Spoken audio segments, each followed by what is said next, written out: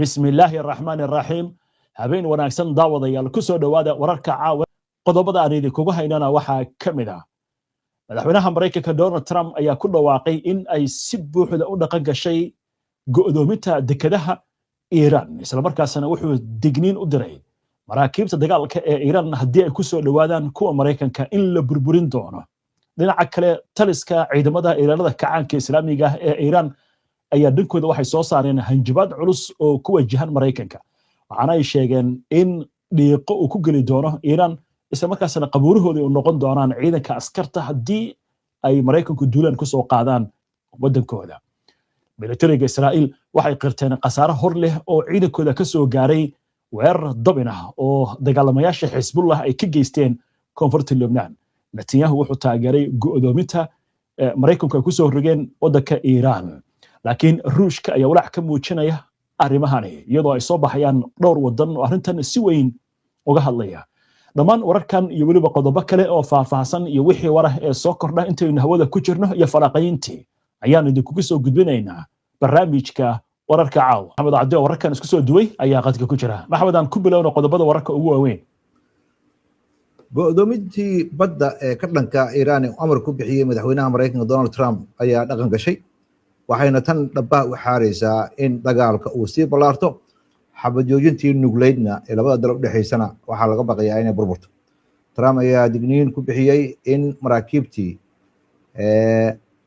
Iran ay lahayd haddii ay ku soo dhowaadaan deegaanka uu go'doomiyey in uu tallaabo ka qaadayo Iran ciidankeeda badda ayuu yiri kulligood waxa ay hoos yaalaan badda oo kulligood waa la burburiyey 158 markab ayaa badda hoosteeda yaala waxaanan duqaynin waxa weeye uu yiri madaxweynaha Mareykanka doomaha yaryarka ah waxa ay ku sheegaan doomaha dagaalka ay dheereeya maxaa yeelay umaan tixgelinin buu yiri doomahaasi inay khatar nagu yihiin Trump ayaa ku qoray bartiisa bulshada digniintan haddii ay maraakiibtaasi ku soo dhowaadaan goobaha la go'doomiyay ayuu yiri madaxweynaha Mareykanka tilaabo degdega ayaan qaadaynaa aan ku burburino go'doominta uu Trump ku dhawaaqay maalintii Axadda kadib markii Mareykanka iyo Iran wada xaajoodayaashooda ay ku guuldareysteen in ay heshiis gaaraan ayaa dhaqan gashay waqtiga Mareykanka saaka aroornimadii hay'adda badmaaxyada ee wadanka Britain laga leeyahay UKMTO ayaa ku dhawaaqday mar sii horeysay in lagu wargeliyey in go'doomintii Mareykanku ay saameyn doonto iyadoo aan maraakiibta la kala sooci doonin maraakiibta ku xiranaya dekedaha wadanka Iran iyo goobaha saliidda xanibaadhan ayaa waxa ay saameynaysaa dhammaan xeebaha wadanka Iran oo ay ku jiraan dekedaha iyo goobaha shidaalka laga raro sida hay'adda badmaaxyada Britain ay sheegayso sarkaal sare oo ka tirsan ciidamada ilaalada kacaanka ah ayaa sheegay in Iran ay lakabyo badan oo nidaamkeeda difaaca howlgelisay digniinna ay ku bixinayso wadankeeda juqraafi ahaan in uu xabsi noqon doono iyo dhiiqo ka dhanaa ciidankii duulaan ku soo qaada taliyaha ayaa sheegay in diyaar garow xoog leh oo xagga difaaca la dhaqan geliyey wuxuuna ku nuuxnuuxsaday Iran dhulkeeda in uu noqon doono mid caqabad ku noqda ciidankiina soo weerara Iran juqraafigeeda ayaa xabsi ah iyo dhiiqo cidii isku dayda inay soo weerarto ayuu yiri taliyaha wuxuuna hoosta ka xariiqay wadankiisa inuu aad ugu diyaar garoobay qataraha dibadda ka imaanaya wuxuu sidoo kale tilmaamay waxa uu ku tilmaamay guuldaradii ay ciidamada gaarka ee Mareykanka ay kala kulmeen gobolka dhexe ee Isfahan taas oo marqaati cad ka ah in ciidankii Mareykan ee gudaha dalkeena soo gala inay dhibaato weyn la kulmi doonaan sida laga soo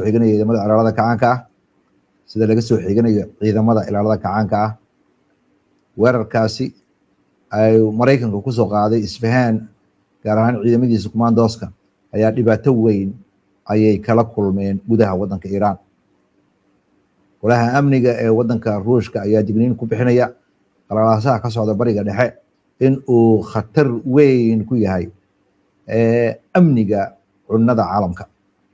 golaha ayaa sidoo kale sheegay haddii carqaladaynta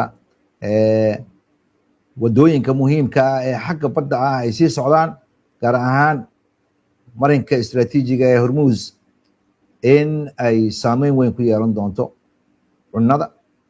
haddii biyo xireenkaasi la xiro muddo 3 bilooda, wadamada gobolka bariga dhexe waxay soo wajihi doonta cunno la-aan, ascaarta oo sicir barar uu ku dhaco, iyo masiibo bini'aadinimo iyo mid dhaqaale.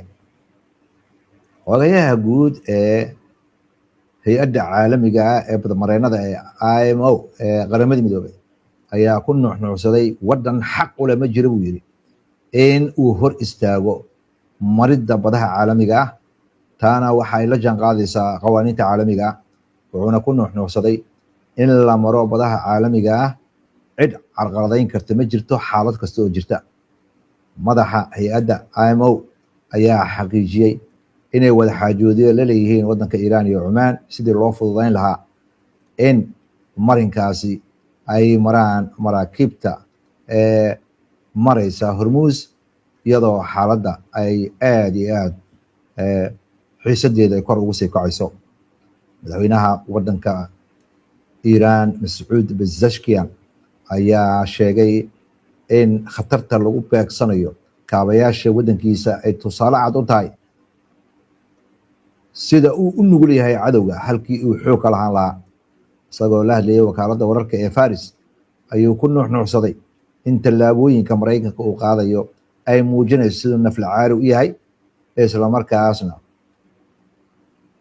uunan jabin karaynin adkaysiga wadanka Iiraan iyo midnimada, iyo in Iiraan ay ilaashato madax banaanideeda iyo amnigeeda qaranka.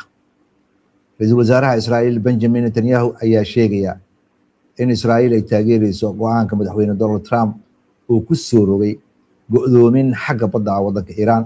wuxuuna intaas ku daray xukuumaddiisa inay si weyn iskaashi ola leedahay dowladda Maraykanka ee la xiriira arrimaha bariga dhexe. Iiraan ayaa xadgudub ku samaysay ayuu yiri xeerarkii. madaxweyne Trumpna wuxuu go'aansaday in uu go'doomin xagga badda ah ku soo rogo. ra-iisul wasaaraha Israa'iil oo la kulmayay golihiisa wasiirada ayaa hadalkan jeediyey. filim xafiiskiisa uu soo saaray ayaa lagu baahiyey. waxa uu yiri dabcan waxaan taageeraynaa mowqifka dowladda Maraykanka, waxaana naga dhexeeya aniga iyo dowladda Maraykanka iskaashi dhow. ururka Xisbullah ayaa sheegaya in ay weeraro isdaba jooga oo gantaala iyo diyaarado droonisa inay ku weerareen Israa'iil, waxayna soo xigteen waxa ay ku tilmaameen in ay Israa'iil xabad joojintii xadgudub joogta ah ku wado. bayaano isdaba jooga oo la soo saaray maanta ayaa ururka Xisbullah ku sheegay in dagaalyahanadiisa ay beegsadeen goobo ay ku sugan yihiin ciidamada Israa'iil ee ku dhow magaalada Bint Jabeel iyo Al-Bayada iyo meelo ka baxsan magaalada Tyre. sidoo kale ururka Xisbullah waxa uu sheegay inay gantaalo la dhaceen waqooyiga Israa'iil deegaano ku yaala Hayta, Shaloma iyo Nahariya magaalada la yiraahdo. sidoo kale diyaarada droonisa in lagu weeraray xarunta militariga ee Sharaaga oo ay ku tilmaameen inay tahay taliska ciidamada Golani.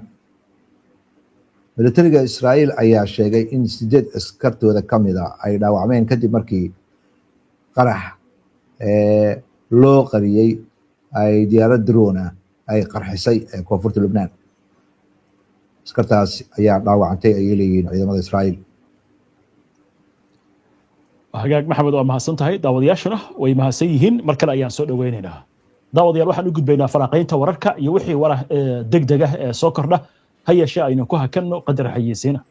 mar kale daawadayaal weli waxaad la socotiin barnaamijka wararka caawa. maxamed aan ku bilowno horta gudaha Israa'iil sida xaaladan looga arko doodo adag baa ka socda warbaahinta iyo raadiyaasha.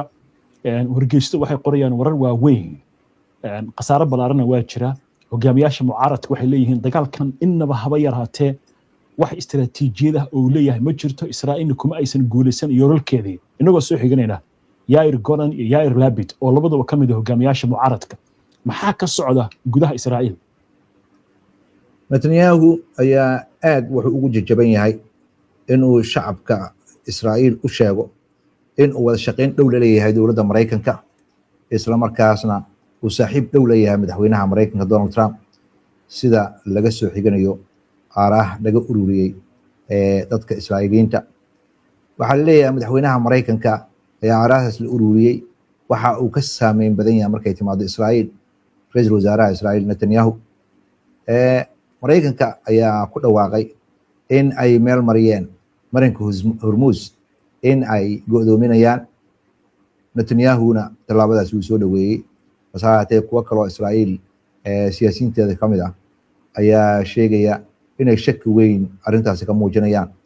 Dani Sirtanovich oo hore u ahaa madaxa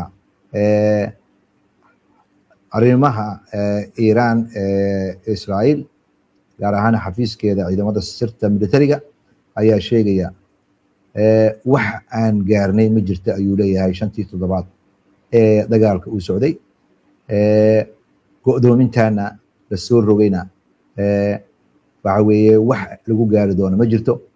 Yoshe Yaalan asna hore u ahaan jiray wasiirka amniga ee Israa'iil ayaa sheegaya hadafyadii dagaalka Iiraan ka dhan ahaa la sheegay 40 maalmood la soo dhaafay dagaalka uu socday wax la gaaray ma jiraan. Iiraanna hadda waxaad moodaa buu leeyahay inay muhiim u tahay inay hub nuclear samaysan karto. waxaa intaa dheer mawlidow Israa'iil gudaheeda inay xaqiiqooyin badan soo baxayaan oo mucaaradka ay si weyn ugu nuxnuxsanayaan in dowladda Netanyahu ay fashilantay wadanka ay gelisay dagaal oo khasaaro weyn ku soo gaaray. khasaaraha Israa'iil soo gaaray iyo kaabashayaasheeda ayaa la sheegay taariikhda Israa'iil waxaan wax la mid ah weligeed ma dhicin. waxa ay ka qarinayaan warbaahinta magaalada Tel Aviv, Haifa, Umar Hashrash iyo magaalooyin kale ee muhiimka ah. waxaad moodaa in dhibaato xoog leh ka dhacday khasaare xoog leh inuu soo gaaray kaabayaasha ama ha noqdo kuwii dowladda iyo idaarihii dowladda iyo xafiisyadii dowladda ama ha noqdaan kaabayaashii korontada shidaalka khadadkii tareemada dekedaha. sidoo kale waxaa waxyeelo gaartay baa leeyahay oo Israa'iil sida ay uga soo kabanayso ay adag tahay kalsoonidii dadka oo aaba xukuumadda Israa'iil ba kalsooni ku qabin. waxaadna moodaa dagaalka haddii uu sii socdo gaar ahaan dhanka Xisbullah in uu ku kululaaday oo 24 saac la soo dhaafay 50 gantaal in ka badan ayay Xisbullah la dhiceen meelo kala duwan oo Israa'iil ka mid ah. waxaadna moodaa marba marka si dambaysa in macluumaad ka qarsoona dadka dhinaca Israa'iil uu ka soo baxayo saxaafadooda iyo siyaasiyiintooda inay afka furanayaan. waa gartay waay arrinkan la xiriira go'doominta Trump inkastoo barnaamij dheer aynu ka sameynay caawa laakiin waxa la arrintan waa arrin Chinaha qusaysa ayaa la leeyahay maxaa arrintaasi ka cusub? warbixinada ka soo baxaya aqalka cad ee Mareykanka ku dalgalka dowladda Mareykanka inay isku daydo in ay Iiraan wax soo saarkeeda xagga saliidda inay xanibaad ku soo rogto. ujeedada waxa weeye baa leeyahay mid Mareykanku uu rabo in uu Iiraan ku qasbay inay miiska timaado. shaqadaasi waa dhib badan tahay baa leeyahay waxaana la aaminsan yahay in howlgalkaasi uu waa bilowday hadeer oo meel mar ayuu noqday. waxaana sidoo kale la sheegayaa in maraakiibta caalamiga ah uu saameyn ku yeelan doono gaar ahaan kuwa maraya marinka Hormuz. ku talagalkana waxa weeye baa leeyahay dowladda Mareykanku waxay rabtaa inay cadaadis saarto xukuumadda Shiinaha oo aad ugu tiirsan baa leeyahay saliidda wadanka Iiraan.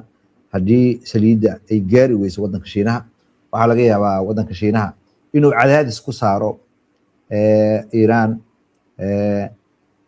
in ay ku noqoto miiska wada hadallada kaas oo ay dib ugu noqonayso wada xaajoodka lagana yaabo in heshiis ay Mareykanka u cuntama la gaarto.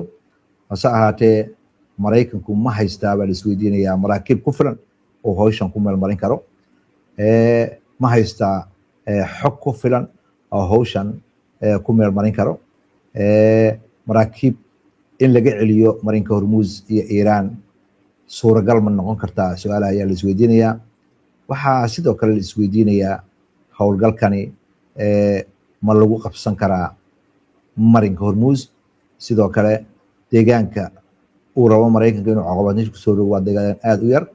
maraakiibta maraykankana waxaa laga yaabaa inay khatar weyn soo food saarto, sababtoo ah iiraan waxay leedahay difaac adag oo gantaallo ah oo beriga ku salaysan, lagana yaabo in sidoo kale ay adeegsato diyaarado fara badan oo daroonisa oo waxyeelo geysan kara.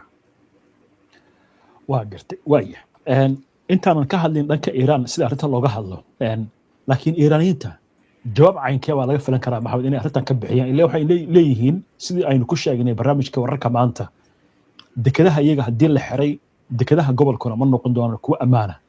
maxay arrintan loo fasiran karaa? howlgalkani uu maraykanku dhawaaqay waa howlgal aad iyo aad u adag. maraykanku waxaa lasoo gudboonaan doona caqabado waaweyn haddii isku dayo inuu maraakiibta waaweyn oo dekedaha iiraan gelaya inuu hor istaago. iiraan waxay u aragtaa tilaabadan uu maraykanku qaadayo ee uu ku go'doominayo maraakiibteeda gelaya ama ka soo baxaya dekedaheeda inay tahay arrin aad u khatar badan. sidii lagu meel marin lahaa ay adag tahay, sida uu hadalka u dhigayo professor wax ka dhiga jaamacadda Tehran oo Maxamed Islaami la yiraahdo. Islaami asagoo hadalkiisii wata ayuu wuxuu yiri su-aasha la isweydiinaya ayaa waxay tahay ciidanka maraykanka ma joojin karaa maraakiibta shidaalka qaada ee waaweyn maraya markaasi. waxa uu leeyahay ama ku doodayaa howlgalkaasi waxa uu noqonayaa howlgal aad ugu adag ciidamada maraykanka, wuxuuna ku nuuxnuuxsanayaa iiraan ayaa cadaadis fara badan oo xagga militariga iyo xagga dhaqaalaha muddo dheer saarnaa, mana dooneyso in cunadeeda ay xirmaan ama cunada ay wadanka u baahan tahay ama laga goosto. sababta aawadeed ayuu leeyahay weerarka Israa'iil iyo Maraykanka ay qaadeen hadafyadii ay lahaayeen ee ahayd inay iiraan jilbaha dhulka u dhigaan waa socon weyday. islaami ayuu wuxuu leeyahay iiraan waxa ay fariin weyn u diraysaa maraykanka, waxay sidoo kale u diraysaa dhinacyada kale oo ka fekeraya in qalalaasahan laga gaari karo heshiis diblomaasiyadeed. laakiin wuxuu digniin ku bixinayaa in la xiro marinka hormuus inay noqonayso shaqo aad u weyn oo hawl badan u baahan. labada dhinacna waxaad moodaa in ay diyaar garow weyn ku jiraan, waan la arki doonaa ciddii hor libiqsata. waa gartay iiraan maxay tahay tilaabooyinka laga filan karaa maxay noqon karaan haddii ay dumacdo inay maraakiibta maraykanka weerarto dagaalkay bilaabaysaa? marka maxaa laga filan karaa baa laleeyahay iiraan? khabiirada yaqaana cilmiga badmareenka hormuusna si fiican u yaqaana waxay leeyihiin sideedaba marka la fiiriyo qawaaniinta caalamiga ah, wadan haddii uu go'aansado inuu wadan go'doomiyo waa ku dhawaaqid dagaal wey. maraykanka ku dhawaaqidda uu ku dhawaaqay in uu xirayo marinka hormuus ayaa waxay tahay xabad joojintii la gaaray ee kumaal gaarka ahayd ee nuglayd in ay burburayso, sababtoo ah tilaabadani waxa weeye ku dhawaaqid dagaal wey sida khabiirada lagu dhigaa. tan kale maraykanka wadamada gacanka saldhigyadii militariga ku lahaa kulligood dagaalkii 40 maalmood ayaa waxyeelo ku gaartay. maraakiibta maraykanka ee badda ku sugan sida khabiirada hadalku dhigayaan waxay u baahan yihiin sahay, shidaal, hub iyo wax walba. haddii iiraan ay kaashato gantaaladeeda maraakiibta ka dhanka ah ee guuxa ka dheereeya iyo diyaaradaheeda darooniska ah, agabka militariga ee maraykanka waxaa leeyahay culays xoog leh ayaa lasoo gudboonaanaya. tan kale dadka qaar ayaa waxay hadalka u dhigayaan oo khabiirada qaar madaxweynaha maraykanka arrintan uu sameynayo waxa uu isleeyahay ku gorgortan, laakiin hadda waxaad moodaa in hore xadgudubkii loogu haystay oo ahaa inuu iiraan ugu hanjabayo nuclear, haddana tilaabada uu qaadayo ay tahay in uu ku hanjabayo in gobolka bariga dhexe oo dhan ay ku timaado xaalad cuno la-aana haddii ay u meel marto hadafka uu dan leeyahay. iiraan waxay ku kalsoon tahay in maraykanku wax kasta uu la yimaado in uunan ku qasbi karaynin iiraan waxaynu raalli ka ahayn. iiraan waa wadanka keliya ee bariga dhexe ku yaala ee isku tiirsan warshadihiisa, wax soo saarkiisa, beerihiisa, laakiin wadamada kale ee gacanka ee wax walba dibadda kasoo dhoofsada ayay dhibaato weyn ku keenaysaa. tan kale maraykanka uma muuqato sida ay u dhigayaan khabiirada dagaalkan uu hadda xabad joojinta kumeel gaarka ku dhawaaqay haddii uu dagaal kala bilowdo in uu ku guuleysan karo.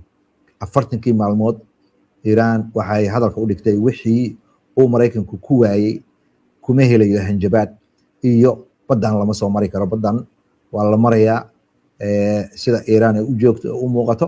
tan kale oo iyadana khatarteeda leh waxaa weeye maraykanka oo iiraan u caala hadduu shiinaha qoorta gashto iyo qaabka uu maraykanku u fakerayo ayaa waxay tahay qaab aanan u adeegaynin nabadda caalamka.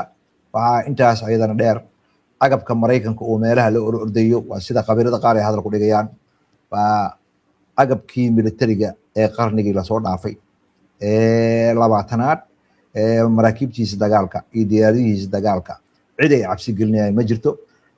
waxaa u roon baa laleeyahay maraykanka inuu darsi ku barto dagaalkii 40 maalmood ahaa iyo hadafyadii uu sheegtay uu kulligood midna ka gaari waayey. hadda dagaalkan wuxuu horseedayaa in khasaaro badan oo ballaaran ay labada dhinac gaaraan. maraykanka ha ugu baatinaatee sida hadalka loo dhigayo. waa hagaag maxamed, aad baad u mahadsan tahay. daawadayaasha haddii aynu la socodsiino wararka ugu dambeeya ee soo dhacay waxaa ka mid ah maraykanka oo sheegaya in markabka dagaalka ee George W. Bush uu imika soo gaaray badda Mediterranean-ka. sidoo kale waxay sheegayaan markabka kale ee la yiraahdo USS Gerald Ford isna in uu dhamaystay hawsha dayactirka. Xisbullah waxay sheegtay inay gantaalo ku weerartay saldhig military oo ku yaala magaalada Akka ee ku taala waqooyiga Israa'iil. warkaasina waa warka ugu dambeeya iminka wararka ilaa iyo hadda taagan. waayahay maxamed, aad baad u mahadsan tahay. daawadayaashanu way mahadsan yihiin. inta ayaan kusoo gabagabeynaynaa barnaamijka. daawada si aad ula socoto wararkan iyo barnaamijyada iyo macluumaadka aynu halkan kasoo gudbino. haddii aad ku cusub tahay baraheena bulshada ama horey aadan ugu xirnayn, hadda kusoo biir. aynoo barnaamijka xiga insha allah inta ka horeysa nabadgelyo.